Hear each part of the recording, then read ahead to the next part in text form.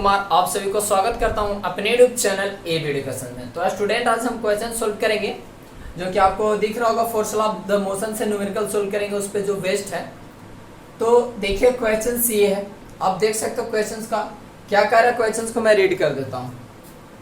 Calculate the force required to impart to the car. Force निकालना है, calculate करना है, ठीक है, जो required to impart to a car a velocity of 30 metre per second in 30 metre per second in 10 second में लग रहा। तो the mass of the car is, जो कार का जो मास दिया हुआ है वो कितना है 1500। तो आपको फोर्स निकाला कि फोर्स कितना लगेगा उस पर। तो देखिए यहाँ पर फोर्स अगर आपको अकॉर्डिंग टू, अगर मैं गिवन के अकॉर्डिंग चलता हूँ, गिवन के अकॉर्डिंग, तो इसमें गिवन क्या क्या आएगा सो समझेगा। गिवन हमें क्या क्या आएगा सो देखिएगा।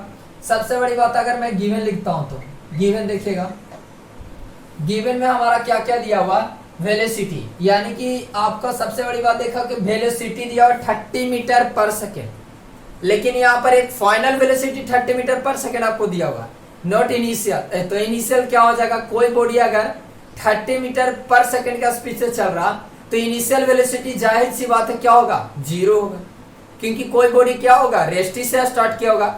तो जैसे कि मैं फर्स्ट चैप्टर में पढ़ा था कि कोई बॉडी अगर रेस्ट से स्टार्ट होता है, रेस्ट से, जैसे स्टेशनरी में था ये कोई भी बॉडी, अब ये चलना चालू कर दिया तो इनिशियल पोजीशन इसका क्या होगा, इनिशियल जो वेलोसिटी होगा यू जीरो होगा, ठीक है।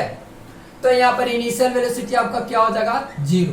यहाँ पर इनिशियल वेलोसिटी यू जो होगा जीरो हो जाएगा। देखिएगा यू ही जीरो, जो यू होगा वो 0 मीटर पर सेकेंड होगा, 0 मीटर पर सेकेंड। और जो आपका v कितना दिया हुआ है, तो v हमारा दिया 30 मीटर पर सेकेंड।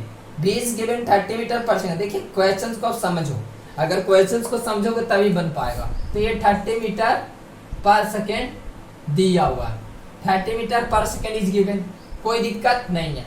अब कहता टाइम भी तो दिया हुआ है ना, टाइम जो आपका दिया हुआ t 10 सेकेंड दिया हुआ, 10 सेकेंड। अब ये टाइम भी दिया हुआ 10 सेकेंड। अब correct mass, the mass of the car, तो यहाँ पर m क्या हुआ दिया हुआ है, यहाँ पर मास 1500 kg दिया हुआ। Is it clear. अब देखो kg में कोई दिक्कत नहीं, ग्राम में रहता तो हम चेंज करते, kg है तो कोई दिक्कत नहीं, चेंज करने का कोई जरूरी नहीं है। अब हम सिंपल सा क्या करेंगे, अब हमें फोर्स का जरूरी पड़ रहा, तो फोर्स को अगर जरूरी पड़ रहा तो फोर्स देखिएगा ध्यान से, हमें फोर्स का जरूर पड़ रहा था। फोर्स का फार्मूला मास इनटू एक्सेलरेशन होता है। तो मास दिया हुआ है, फोर्स हमें निकालना था, एक्सेलरेशन तो नहीं ना दिया हुआ है, तो फर्स्ट एक्सेलरेशन भी क्या होगा हमें यहाँ पर निकालना पड़ेगा और यहाँ पर फोर्स भी निकालना पड़ेगा। इज इट क्लियर, आपको समझ में आ रहा होगा। अब देखो अकॉर्डिंग टू क्वेश्चन अगर चलते हैं, अकॉर्डिंग टू अगर हम क्वेश्चन चलेंगे तो क्वेश्चंस के अकॉर्डिंग हमें क्या क्या रिक्वायर्ड पड़ा सो तो आपको समझ में आया होगा किस तरह से मैं गिवन लिखा हूँ। सबसे बड़ी बात वही होता है, तो आपको गिवन अच्छे तरीके से मेंशन करना हो। देख सकते हो आपको गिवन इस तरह का। अब क्वेश्चन के अकॉर्डिंग हम क्या करेंगे, अब फार्मूला लगाएंगे। हमें एक्सेलरेशन के लिए फार्मूला क्या होगा, first equation of the motion हमें लगाना पड़ेगा। तो आप बताइए कि first equation of the motion हम क्या पढ़ाए थे, v equal you plus T होता है। याद रखना, जितना इक्वेशन ऑफ द मोशन है हमें याद करके रखना होगा, अगर आप नहीं याद करोगे तो बनने वाला नहीं है। तो फर्स्ट इक्वेशन देखिए यहाँ पर लिखेंगे यूजिंग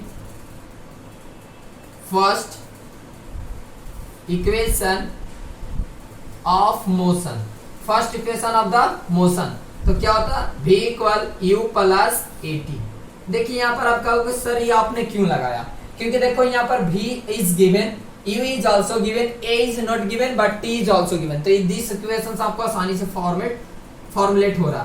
तो v क्या 30 मीटर, अब u कितना दिया 0 और a is not given but time is 10 second, ठीक है। 30 इक्वल टू 10 a हो जाएगा, क्योंकि ये तो 0 है कोई दिक्कत नहीं है तो ये आ जाएगा। अब समझो बात को जो यहाँ से मैं सोल्व कर रहा हूँ, 10 3 जा 30, यानी कि जो हमारा है 3 इक्वल टू a इक्वल क्या है 3, यानी कि कह सकते हो हमारा एक्सेलरेशन आ गया 3 metre per second square. Acceleration what, my acceleration जो आया हमारा एक्सेलरेशन वो क्या आया, ये आपका 3 मीटर पर सेकेंड एक्सेलरेशन हमारा प्राप्त हो गया। अब नाउ हम फॉरवर्ड आगे की ओर सोल्व करते हैं तो आगे किस तरीके से सोल्व करेंगे, आई होप आपको अच्छे तरीका समझ में आ रहा होगा। देखिए इसी तरीके से मैं सारा न्यूमेरिकल्स को करवा दूंगा, पहले आप ध्यान से मेरे वीडियो पे बने रहिएगा। अब देखिए क्या करना, फोर्स निकालना है। अगेन हम चलेंगे, अगेन फिर से, तो हमें क्या निकालना, फोर्स। तो F equal to mass into acceleration होता है, ठीक है। तो फोर्स ये होता है फॉर्मूला, फोर्स का फॉर्मूला होता है the product of mass into acceleration. Force का फॉर्मूला होता है the product of mass into acceleration. Is it clear? I hope आपको समझ में आ रहा होगा। नाउ सोल्व करेंगे इसी को। तो ये आपका फोर्स आपका क्या हो गया, फोर्स आपको गेन करना है। Mass is given, already mass is कितना गिवन दिया हुआ, 1500 दिया हुआ। एक्सेलरेशन इज आल्सो 3 हो गया, तो ये आपका 3। तो आप देखो ध्यान से, 15 आप करो 0 तो आपको 4500 न्यूटन। अब फोर्स का ऐसा यूनिट क्या होता है भाई, फोर्स का ऐसा यूनिट क्या होता है सो समझिएगा। फोर्स का ऐसा यूनिट होता है न्यूटन, ठीक है ना। फोर्स का ऐसा यूनिट होता है न्यूटन। तो आपको जो फोर्स आया कितना निकल कर आया, ये आपका 45 मीन्स कर सकते हो 1 10 100,000 यानी 4500 न्यूटन इज आपका क्या हो गया, सिंपल सा फोर्स हो गया। तो आई होप पूरी तरीके से आपको समझ में आया होगा। और देखिए क्वेश्चंस का ये आपको ये दिख रहा होगा पैटर्न। अगर ये पैटर्न अगर आपको मालूम होगा, अगर इस तरीके से आप बनाते हो तो obviously we can say that आपको एक सिंगल मार्क्स भी आपको कट नहीं किया जाएगा सीबीएसई के अकॉर्डिंग, क्योंकि ये पैटर्न होता है सीबीएसई में बनाने के लिए। Most of the students what are doing means क्या कहते हैं ना कि क्वेश्चन तो पढ़ा, क्वेश्चन तो पढ़ लिया, कोई दिक्कत नहीं है, लेकिन ये पहले solution given these are not mentioning in a well way, अच्छे तरीके से मेंशनिंग नहीं करते हैं। That the reasons that type of the students not got a full marks. उस टाइप का स्टूडेंट पूरी तरह से मार्क्स नहीं प्राप्त करता है, क्योंकि टीचर्स का दिमाग में ये आता है, चाहे एग्जामिनर के दिमाग में ये आता है कि अगर आपको पास अगर सीबीएसई में पढ़ते हो तो ये आपको 100% इस तरीका से होना चाहिए, ठीक है। उसके बाद अकॉर्डिंग टू क्वेश्चंस क्या यूज करें, तो using the first equation of the motion. अब यहाँ पर पूरी तरीके से अगर मैं मेंशन कर दूं तो 1 मार्क्स भी आपको कटने का एक्सक्यूज नहीं, 0.5 मार्क्स भी कटने का उसके एक्सक्यूज नहीं छोड़, वो होगा, इसके पास नहीं करने का अलाउ नहीं है। तो आई होप आपको समझ में आया होगा इस तरीका से, ठीक है। और अगर ये चाहते हो कि हमें न्यूमेरिकल स्ट्रांग हो जाए तो क्या करना होगा, सबसे बड़ी बात आप क्वेश्चंस को टाइप को समझना और किस तरीके से कहां पर चेंज होता है वो समझेगा। तो जाहिर सी बात है कि अगर वो उतना आप समझ जाते हो तो सारा क्वेश्चंस को आप अच्छे तरीके से कर लूंगा, ठीक है। और आई होप आप लोग क्लास 9th वाले को तो अच्छे से क्लास चल रहे होंगे और मेहनत करिए, आपका अच्छा सा मार्क्स आ जाएगा। और अगर 9th अच्छा कर लेते तो 10th में तो दिक्कत जरा सा भी नहीं होने वाला। 10th में न्यूमेरिकल नहीं है, सिविल इलेक्ट्रिसिटी और लाइट चैप्टर से है, तो दिक्कत नहीं होने वाला, बहुत ही आसान है। 2 ही चैप्टर में आपको सिर्फ फिजिक्स में आपको पढ़ना होगा, लाइट में, बाकी लाइट और इलेक्ट्रिसिटी में, बाकी ये तो समझ में आता होगा। 9th का सबसे ज्यादा आप पहले ध्यान दो, इवन मैथ्स में, चाहे तो फिजिक्स में, चाहे तो केमिस्ट्री में अच्छे तरीके से ध्यान दो। चलो ठीक है, मिलते हैं नेक्स्ट वीडियो में। जय हिंद, जय भारत।